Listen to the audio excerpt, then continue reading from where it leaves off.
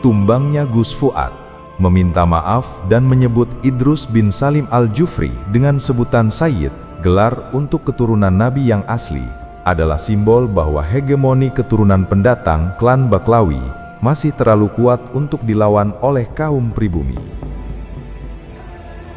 Kepada seluruh umat, keluarga besar Al-Khairat, keluarga zuriat guru tua Sayyid Idrus bin Salim Al-Jufri, izinkan saya menghaturkan sedalam-dalamnya permintaan maaf dari saya Al-Fakir. Saya Bahar bin Smith bersumpah, jikalau Fuad monyet anak cucu PKI tidak diproses, tidak dihukum, tidak dipenjara, maka jangan salahkan saya. Akan saya ajak seluruh pribumi Indonesia, akan kami kepung rumah dia dan akan kami seret di saudara. Yang aneh, Mbah Hasim dihina-hina, nggak ada satupun yang menggugat. Gus Dur dilecehkan, buta mata, buta hati, diarani kafir, nggak ada satupun anak-anak organisasi ini itu yang menggugat. Giliran Fulan agak disenggol, nesungguhkan. Akankah membela si Fulan itu jauh lebih berharga, lebih penting daripada membela Mbah Hasyim Asy'ari?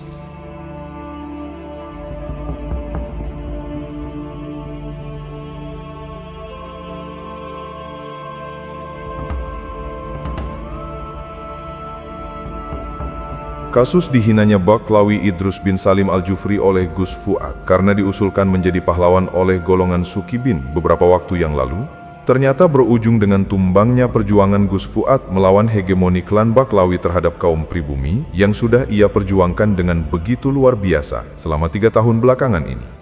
Tekanan yang luar biasa dari saudara sesama pribuminya yang masih menjadi Sukibin atau masih belum terbebas dari hegemoni kaum Baklawi, akhirnya membuat Gus Fuad menyerah dan meletakkan senjata, meninggalkan sahabat-sahabatnya yang terus berjuang sekuat tenaga, membebaskan kaum pribumi Nusantara dari hegemoni dan perbudakan spiritual kaum anak cucu Ubaidillah.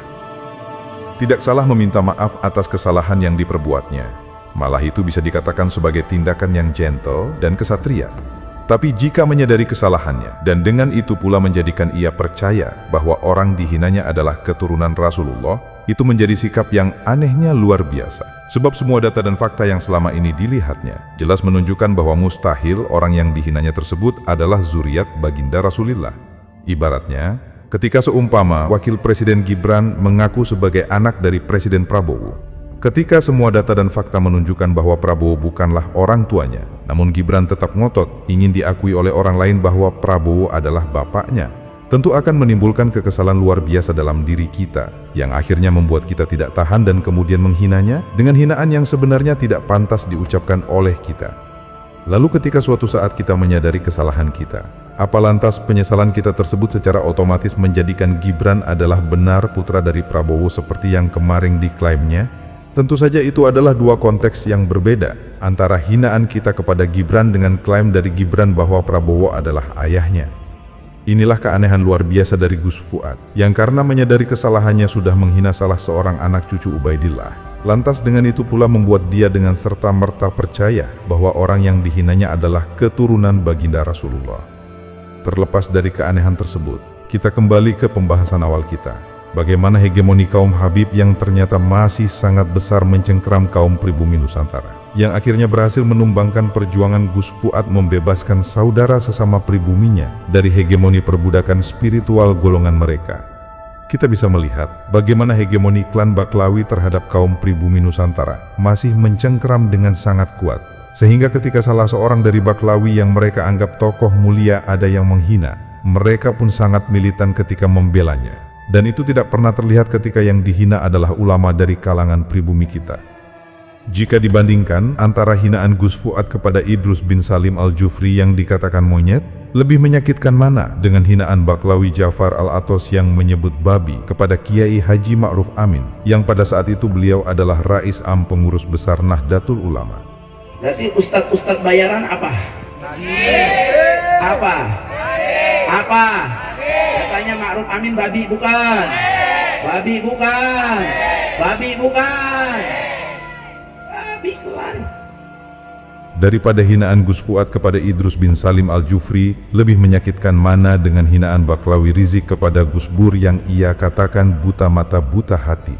Dan lebih menyakitkan mana dengan hinaan Baklawi Faisal Assegaf kepada Hadratus Syekh Hasim Asy'ari yang ia katakan sebagai penipu sudah mencatut nama seorang Baklawi ketika mendirikan Nahdlatul Ulama.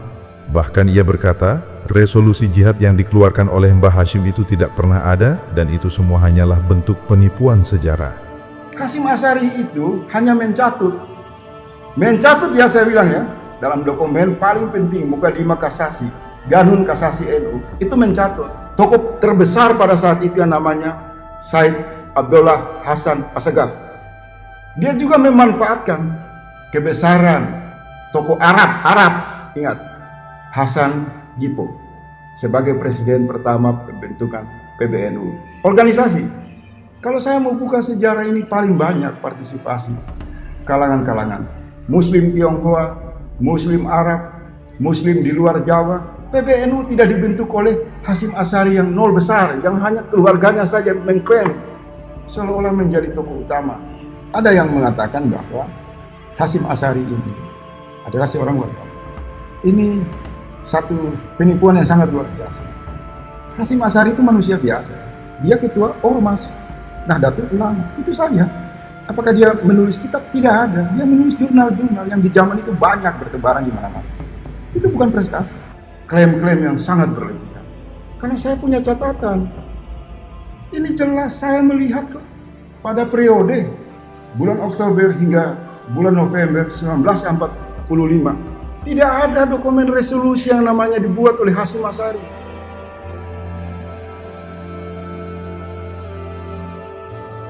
Hadratus Syekh Hasim Asy'ari, ulama besar yang status keulamaannya diakui oleh ulama besar Mekah Syekh Yasin Al-Fadangi dalam kitabnya.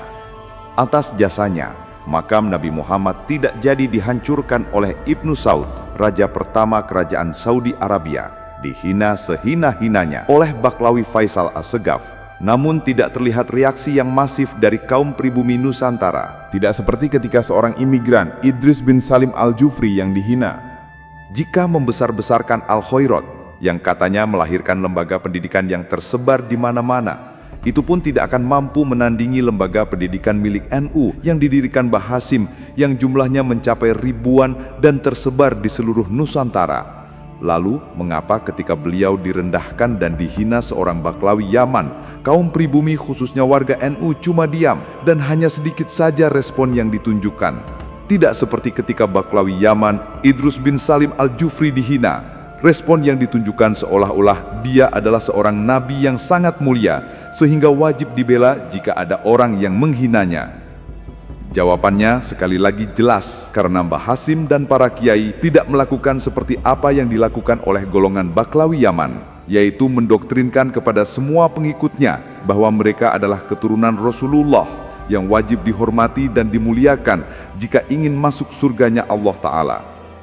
Semua umat Islam di Indonesia pasti tahu bagaimana orang-orang dari kaum Baklawi selalu menyebarkan doktrin betapa mulianya golongan mereka di setiap ceramah-ceramahnya. Dan itulah sebabnya kaum pribumi terhegemoni oleh golongan mereka, terjajah cara berpikirnya, tidak bisa berpikir menggunakan nalar serta logika, sebab jika akal sehatnya mencoba untuk bicara, maka seketika itu juga ia akan langsung dibungkam oleh mindsetnya yang sudah ketakutan kelak tidak akan bisa masuk surga jika tidak mencintai kaum Habib yang diyakininya sebagai keturunan dari baginda Rasulullah.